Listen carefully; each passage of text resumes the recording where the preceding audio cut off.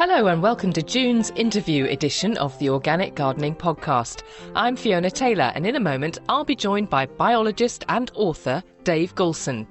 You might have heard of Dave due to his work surrounding the conservation of bumblebees.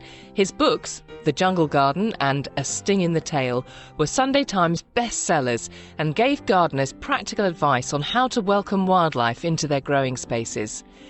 Now Dave is back with a new book, Eat the Planet Well, designed to be a guide to ethical eating, tackling what Dave calls our toxic food system, one meal at a time. From supporting more sustainable farming systems and modifying what we eat to wasting less and growing more ourselves, Dave Goulson shows that change is possible and individual choices do matter. In our chat, I first asked Dave why he decided to write a practical guide to ethical eating. The motivation originally is, I was concerned about bee declines and what we can do about it. And clearly the answer to that has to involve farming and growing food differently. 70% of Britain is farmland. So unless we farm in a way that's environmentally friendly, we can't sort out biodiversity issues. So that, I guess, is sort of where I started.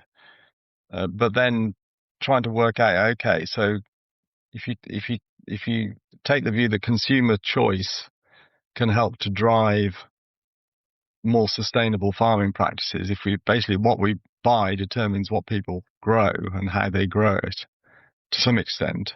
So we all have some power to make the world a better place. Every single time you go to the supermarket and start throwing things in a trolley, you're making decisions that have consequences for bees and otters and everything else. We don't tend to think about it, and if we do think about it, we're often confused as to what we should be putting in the trolley.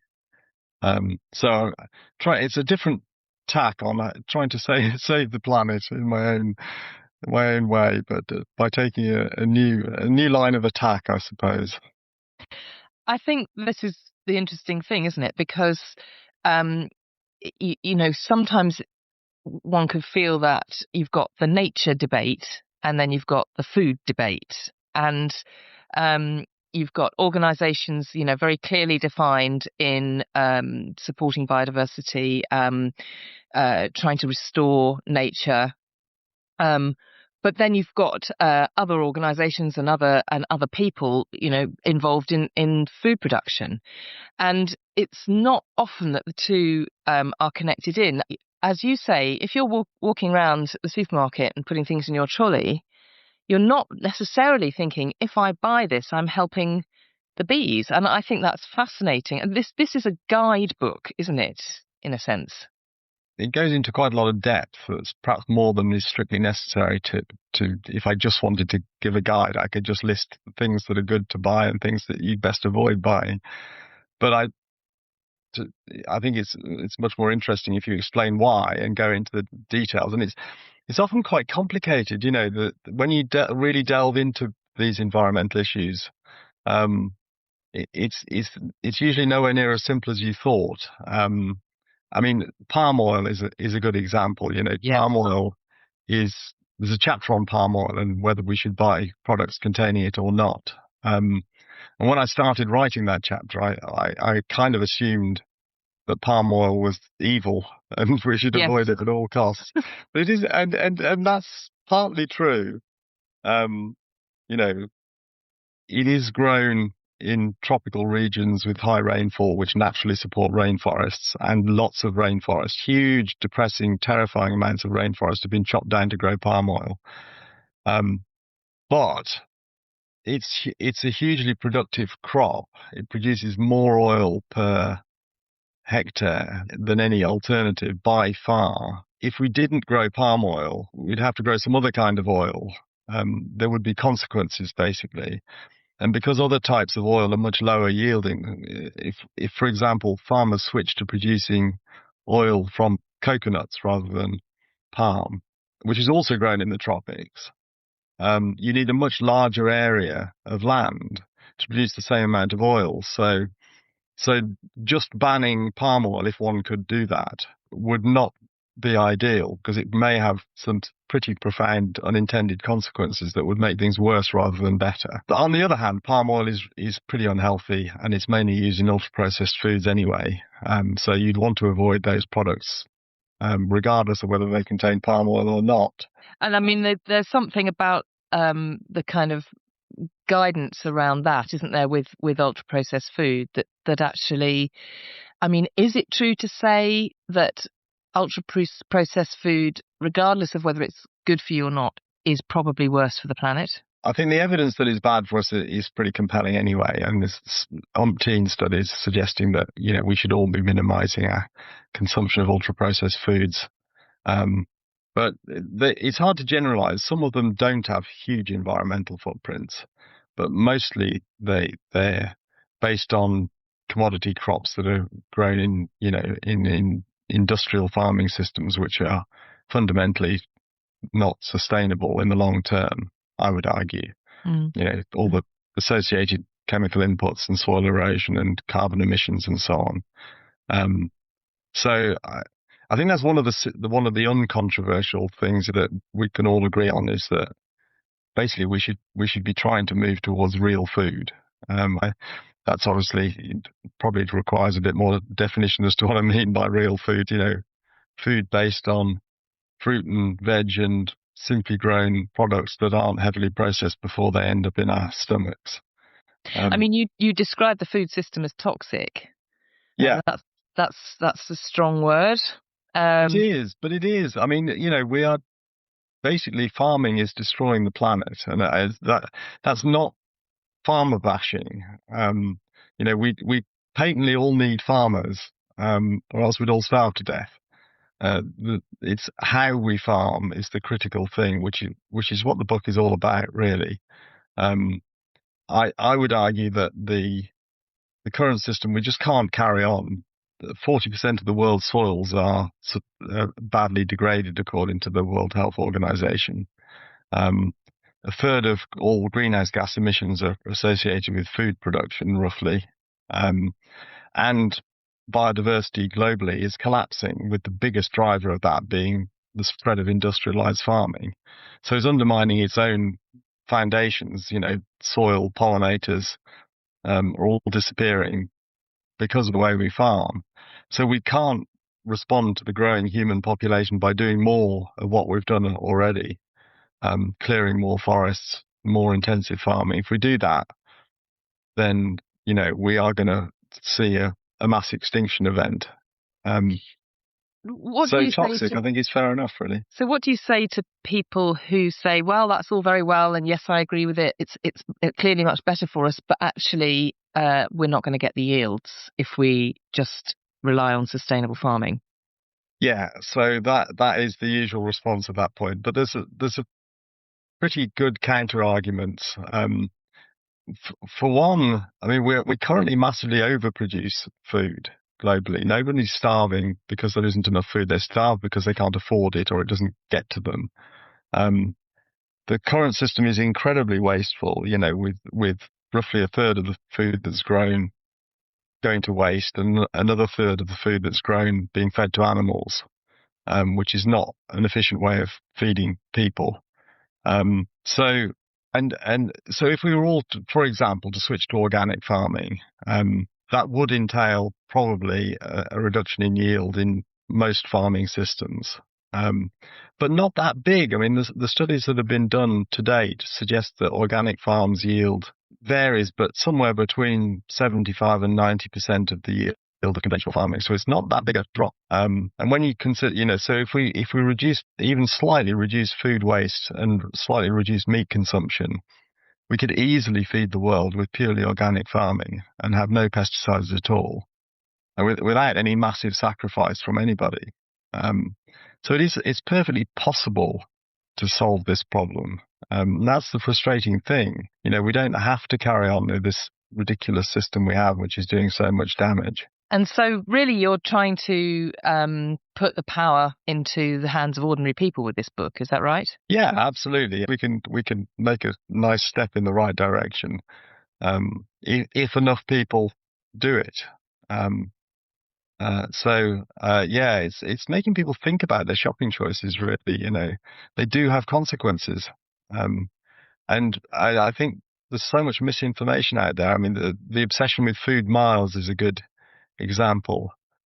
People, if you ask people, to think about their shopping choices, the first thing they'll think is, okay, I probably should avoid things that aren't grown locally. Actually, from a sort of broad environmental perspective, that is not an important factor that we should be worried about when food buying. Yeah, in total, transport costs for food contribute about 6% of all greenhouse gas emissions associated with food production. The vast majority is associated with the growing of it in the first place. So aside from avoiding air freighted food, which makes up a tiny proportion of the food in the supermarkets, and that does have a big environmental footprint associated with the transport. But things like bananas, people think, well, it comes from Costa Rica, so I shouldn't buy bananas. So actually, there's no logic to that at all, because you can ship bananas across the Atlantic at negligible cost to the environment, because they're transported slowly in huge ships. So the food miles thing is a kind of a distraction from the really important issues, which is how is the food grown in the first place. Yes, and of course that is something that you get bombarded with information in some ways, but actually, have you got time to take it in? Is there a sort of rule of thumb that people can live by on this? Well, so it is difficult, because obviously the way the food was grown, it's not there's no labeling. You can't tell what pesticides are in it. You can't tell what fertilizer was used to grow it. But if you look broadly at different crops, the impact of them on average is wildly different. For example, on average, carrots and parsnips and beetroots have a tiny environmental footprint per kilo of food, compared to some other things that you might choose to eat. The other extreme, and this is a fairly familiar point, but beef and lamb have a huge environmental footprint on average associated with their production. Sheep farmers might argue that their particular farm is different, but on average, globally, beef and lamb production has an environmental footprint that is at least 50 times that of root vegetables, for example. And obviously nobody wants to eat exclusively root vegetables. That would be seriously boring. But there are lots of other foods which are pretty low. Most vegetables, in fact, most cabbage family plants, lots of pulses, lentils and peas and beans and so on, are all really low in their impact on the environment. So buying more of those and less of the things which we know have big footprints is a really simple thing we can all do, which would help save the planet. What about affordability in your book? Do you cover that? Yeah, well, so largely, actually, the things with the smallest footprint tend to be the cheapest. Not always, but very often they coincide. And reducing meat consumption saves you money, because if you replace a meal of beef or lamb or pork or even chicken with a dal instead, you're massively reducing your footprint and saving yourself a lot of money, because meat is expensive. I don't argue in the book that we should all go vegetarian. A lot of people are reluctant to completely give up meat and vegetables, but it's really easy to reduce your consumption. And the book highlights various kind of ways you can go about doing that, by making meat go further and replacing, a few meals a week with vegetable alternatives and so on. And there's lots out there. I would say I try to avoid encouraging people to consume the sort of highly processed meat alternatives, because there's a whole bunch of, it's kind of confusing, because from an environmental perspective, veggie synthetic kind of alternatives to meat are better than consuming meat, but from a health perspective, they're probably not, and they tend to be quite expensive as well. But they're certainly ought to be classified as ultra processed foods. So I don't think the solution is buying lots of weird, fake bacon and the like, but instead to look for vegetable protein sources, which is perfectly doable. I've got a vegan son. He's 25, and he's a strapping lad. He does weights down the gym, and he's extremely healthy. But he just takes the trouble to make sure he gets enough protein in his diet without consuming any meat or dairy products, and it's not that difficult with a little bit of effort. This is quite an optimistic book. It's practical, and it's wanting to set things out clearly for people. Do you think it's important to give people a kind of sense of hope, and that there is something we can all do? Yeah, I mean, it's really easy to feel helpless, isn't it, in the modern world? Yeah. I mean, big scale global stuff that's going on at the moment, and the sort of backlash against the environmental movement, the drill baby drill and all that nonsense that's happening is really quite scary. So I've always thought it's nice to focus on, the small things that we can all do that will make a positive difference. Things like, encouraging wildlife in your garden, which if one garden doesn't make much difference, but millions of gardens full of wildflowers and butterflies and bumblebees does make a difference. And likewise, one person giving up meat or, shopping in a more careful way doesn't make much difference. But if enough people do it, it could make a huge difference. It could help to support sustainable farming systems and stop subsidizing farming systems that are really harmful to the planet. So, and also food ought to be fun, oughtn't it? And I love cooking. I love going out into my own garden and digging up some food that I've grown myself, or picking blackberries from the hedge and making jam or blackberry crumble or whatever.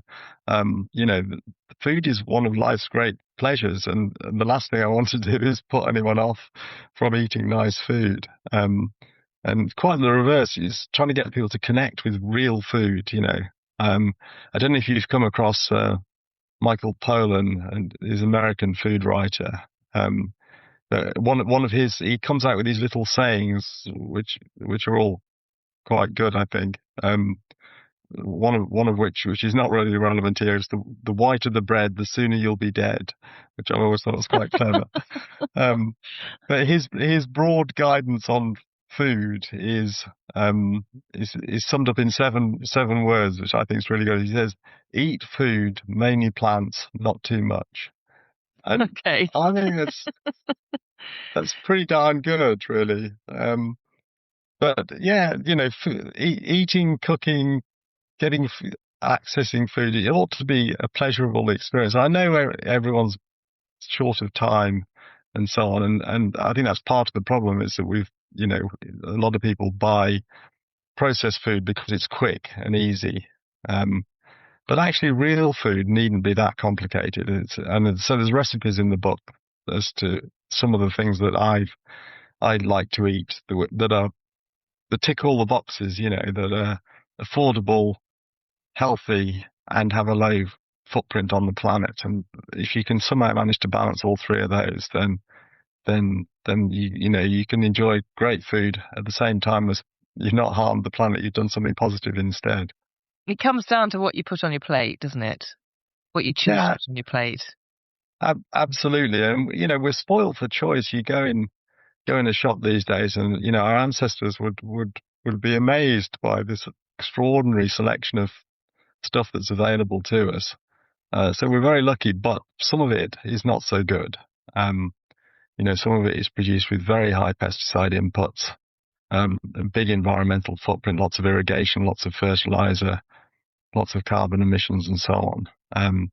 And just trying to avoid those products and heading instead to the healthy stuff is something we could all do. I remember in your book, The Garden Jungle, that you set out a case for gardens being an environment almost like the last stand against industrialized farming, something we could do if we could all encourage biodiversity in our gardens, particularly insect life, then actually we are contributing significantly, because those insects have to forage somewhere, and in a city setting or an urban setting, those gardens are going to be far more rich in food and nutrient for insects than the surrounding fields, which are likely to be monocultures, block planted. I mean, what kind of role do you think gardeners could play in terms of really thinking about eating the planet well? My background is more focused on biodiversity, but in my own garden, as well as trying to support biodiversity, I also try to produce food. And I think gardens and allotments, which are very similar in many ways, they show that the two can go hand in hand, that, you can have a garden which is beautiful, which is teeming with life, and which is really productive. It, if nothing else, makes an important point. It shows that food production doesn't have to be the enemy of biodiversity. It shouldn't be. It should be the absolute opposite, that the two support each other. And it's surprising how much food can be produced in small garden and allotment veggie patches. We actually did some research on this at Sussex University, working with Brighton allotment holders, and quantifying, getting them to weigh in all the food that they produced. And some of the more competent allotmenters were getting the equivalent of about 35 tons of food per hectare. Obviously, an allotment's much smaller than a hectare, so they weren't actually carting 30 tons of food away from their allotment. But scaled up, that would be the yield. And that most of them are using no pesticides, no synthetic fertilizers. Allotments, we know, are really rich in insect life and biodiversity generally. And those yields compare pretty well with industrial agriculture. And certainly if you compare them to an arable field, a field of wheat might produce 8 tons per hectare. And that's with all the chemical inputs associated with industrial agriculture. So we could produce a lot of food in urban areas, in our gardens, in our backyards. It's a terrible shame that somewhere in the region of 100,000 people are on waiting lists for allotments and can't get them. And those are people who want to grow their own healthy, pesticide-free, zero food miles, zero packaging food. There's really interesting evidence that allotment holders are healthier than non-allotment holders, that basically gardening is good for you. And whether that's the exercise or the healthy produce, or perhaps some social side to going to an allotment and having neighbours that you chat to, we don't know. But there's really clear evidence that people who have allotments and grow their own fruit and veg live longer than people that don't, which is, so it's good for nature. It's good for food production, and it's directly benefits our health. So what's not to love? I have a theory about that, in that when you grow some of your own stuff, you know how long it takes for a plant to, come to harvest. You know how much goes into nurturing that cauliflower, for example, and therefore it makes you much more conscious in your food buying choices, because you don't want to waste anything, because you know that the cauliflower in the supermarket took just as long as the one on your veg patch to raise. Yeah, so my theory is that it then informs all our decisions. It kind of makes sense. Yeah, I like that argument. I've not come across that before. Well, here at Garden Organic, we're obviously huge advocates of organic and sustainably produced food, but the counter argument we quite often get is that prices are a barrier, that people are going to do their weekly shop. They're going to be guided by price. That's going to be their number one priority. What's your advice in that context? Yeah, it is a challenge, and obviously buying purely organic food is going to up the food bill, especially if you buy the same foods. And organic meat in particular is wincingly expensive these days. Obviously, eating less meat is one suggestion at that point. Um, but so what I suggest in the book is that there's two things really. Some products are barely any more expensive, organic versus inorganic. So, for example, carrots. A bag of carrots from the supermarket is darn cheap, whether you buy organic or conventional. It's a bit more expensive to buy the organic version, but really we're talking about 10 or 20p or whatever. Some people are really struggling these days to pay the bills, but most people can afford an extra 20p for a bag of organic carrots, I would argue. The other thing is, so buy the organic produce you can afford, and don't worry about buying everything organic if you can't. The other thing is, bear in mind, so what I describe at quite a bit of length in the book is the pesticide residues associated with different foods and the risks of basically consuming pesticides vary enormously depending on what it is you're eating. So some products rarely have pesticides in, even if they're not organic. So, for example, olive oil. Olive oil samples that have been tested, even non-organic ones, rarely have pesticides in. So from a health perspective, you don't need to worry about buying organic olive oil. There are other benefits from buying the organic olive oil for the environment, but purely from your own health, it doesn't matter. So you might as well buy the cheaper stuff. On the other hand, if you're buying a punnet of strawberries, you might want to think long and hard before buying conventionally grown strawberries, because strawberries hold the record for the most pesticides in one food item. There was one punnet of strawberries that was tested in Europe that had 35 different pesticides in it. And generally soft fruits tend to be sprayed an awful lot.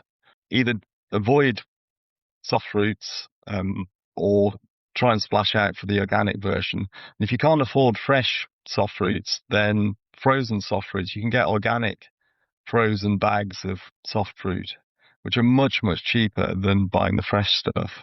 So that's another way of reducing your cost of your shopping. So yeah, it is tricky, but there are ways of getting sort of maximum benefit for minimum extra expenditure. How heavily sprayed are apples? And if they've got a kind of waxy coating, is that a bad thing? Fruits generally are much worse than vegetables for pesticide residues. Citrus fruits are worse than apples generally, but apples aren't great. Some pesticides are on the outside of fruits, so it does get rid of some of them to peel, get rid of that waxy coating. But quite a lot of pesticides are systemic, so they're right through the fruits. So washing and peeling doesn't get rid of them. So if you can, go for organic apples, and they are at least widely available. Most supermarkets have organic apples. They are a little bit more expensive. Or grow your own. Obviously, that's not a year-round solution, but if you've got room, even a small apple tree on a dwarf rootstock, they're surprisingly productive, and you can store the apples in a garden shed for quite a few months. So I get apples from my garden that last about 8 months of the year without having to buy any at all. Dave, can you describe for me a little bit about your career and your background and what has now led you to feeling like you really needed to write this book? I've been insect obsessed since I was a little kid. I don't know why, just collecting caterpillars and grasshoppers and keeping them in jam jars and all that kind of stuff. and managed to make a career out of it. And I ended up specializing in bees, which are obviously really important pollinators. And so I've justified a lot of my work over the years by the fact that I'm studying creatures which are really important ecologically and economically. Farmers need bees to pollinate their crops and so on. And there's overwhelming evidence, sadly, that bees and other insects and wildlife broadly is in rapid decline, which is obviously terribly sad, but also really worrying from a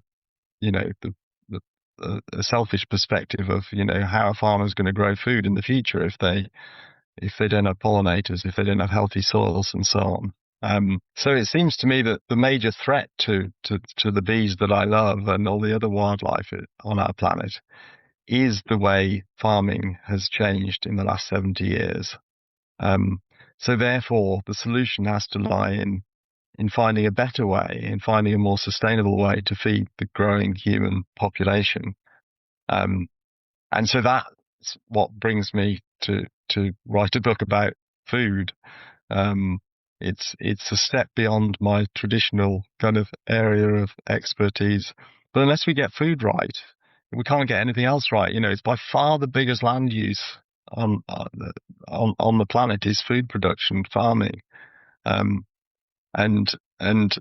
while farming is hostile to life, which sadly most farming is, then we're never going to be able to solve the problem of biodiversity collapse. So that's how I get to be here, I guess. And fundamentally, you are wanting to put forward a message of action, that actually we aren't all powerless, that we can do something through our shopping, through our gardening, through the way we live our lives. But I get the distinct impression that you don't want to be preachy. No, I tried to make the book fun. I want people to re-engage with the fact that eating is one of life's greatest pleasures. And, I don't want people eating stuff that they don't enjoy. That's never going to work. People won't keep it up. But if we could reconnect people with the joy of creating really nice, tasty food from fresh produce, and sharing that with their family, sitting around the table of an evening, eating a dish that you've cooked yourself from food that you either know is from a sustainable source, or you've even grown yourself or picked yourself wild from a hedge or whatever. There's so much joy to be had in all of that. Food should be central to a good life. And I think we've slightly lost sight of that somewhere along the way. The sort of whole ultra-processed ready food, stick it in the microwave for 30 seconds and eat it in front of the telly while scrolling on your phone. Something's gone wrong with mankind, I can't help but think. And we need to try and reconnect with real food. Dave Goulson, thank you so much. Lots of insights there, and really great to talk to you. Pleasure. Thanks so much to Dave Goulson for joining me on the Organic Gardening Podcast. If you've enjoyed listening, please recommend us to a friend or leave us a review on your preferred podcast app. We're trialling more regular uploads for the Organic Gardening Podcast, and we'd love to know what you think. Please get in touch via email, podcast@gardenorganic.org.uk or @GardenOrganicUK on Facebook and Instagram to send in your feedback. Our Growers Against Glyphosate campaign is still live. We've got over 3,000 signatures, but we've got a way to go to reach our target. If you've enjoyed my chat with Dave Goulson and want to see pesticides eradicated from our growing spaces, you can sign the petition and write to your MP by visiting our website, gardenorganic.org.uk/growers-against-glyphosate. All that's left for me to do now is to thank Kevin MacLeod for the music, and we'll see you next time.